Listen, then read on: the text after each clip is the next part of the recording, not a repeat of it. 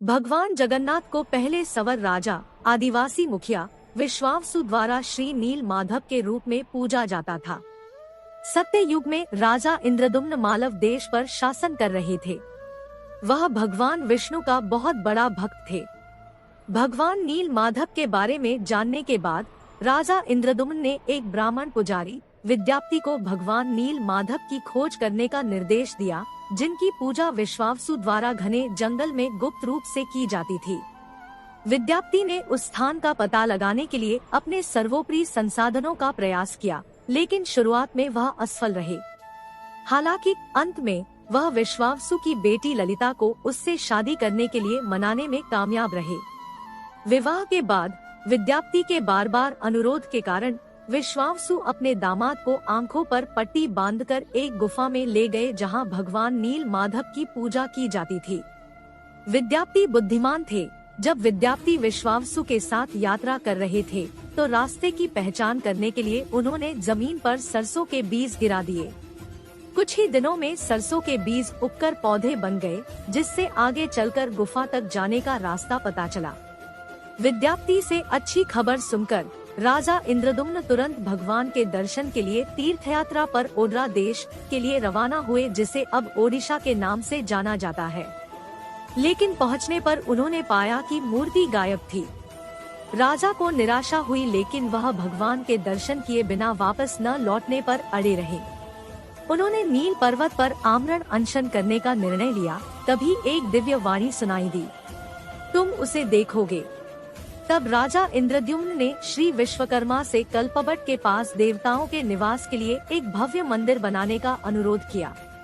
इसके बाद राजा ने 1000 अश्वमेध यज्ञ किए और विष्णु के लिए एक भव्य मंदिर बनवाया। भगवान नरसिम्हा की पहली मूर्ति नारद द्वारा लाई गई थी, जिसे मंदिर में स्थापित किया गया था। मंदिर के पूरा होने पर राजा इंद्रद्युम्न ब्रह्मा जी को मंदिर को पवित्र करने के लिए आमंत्रित करने के लिए ब्रह्मलोक गए, परंतु ब्रह्मा जी के ध्यान में होने के कारण उन्हें 9 युगों तक प्रतीक्षा करनी पड़ी। इस प्रकार उनकी अनुपस्थिति में मंदिर रेत में दब गया। इस बीच उत्कल में एक नया राजवंश शासन करने आया। उस राजवंश के राजा गला माधव ने दबे हुए मंदिर का पता लगाया।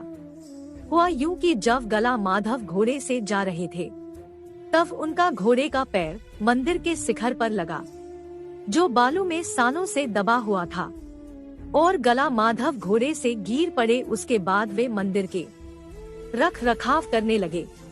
वह मंदिर में मूर्तियां स्थापित करने पर विचार कर रहे थे। तभी इंद्रद्युम्न भगवान ब्रह्मा के साथ उनके सामने प्रकट हुए। दोनों राजाओं में मंदिर के स्वामित्व को लेकर झगड़ा था। हालांकि भगवान ब्रह्मा ने इंद्रद्युम्न के पक्ष में निर्णय लिया। अब राजा असमंजस में थे कि देवताओं को कहां से खोजा जाए। इसके बाद नींद के दौरान राजा को सपने में भगवान जगन्नाथ, बलभद्र, सुभद्रा और चक्र सुदर्शन की एक छवि दिखाई दी। एक ब्रह्मांड संबंधी आवाज ने उन्हें समुद्र के किनारे तैरते विशाल गहरे रंग के दिव्य लकड़ी के लट्ठे को लाने और उससे मूर्तियां बनाने का भी निर्देश दिया। ऋषि नारद ने लकड़ी के दिव्य लट्ठे को एक ऊंची वेदी पर लाने की सलाह दी, जिसे वर्तमान में महावेदी के रूप में पहचाना जाता है। तब भगवान विष्णु स्वयं मूर्तियां बनाने के लिए एक बढ़ी के रूप में प्रकट हुए। बढ़ी ने राजा और रानी से एक शर्त रखी, जिसमें कहा गया कि 21 दिन तक दरवाजा नहीं खोलना। हालांकि 2 सप्ताह के बाद एक दिन रानी बहुत चिंतित हो गई, क्योंकि उसे अंदर से कोई आवाज नहीं सुनाई दे रही थी।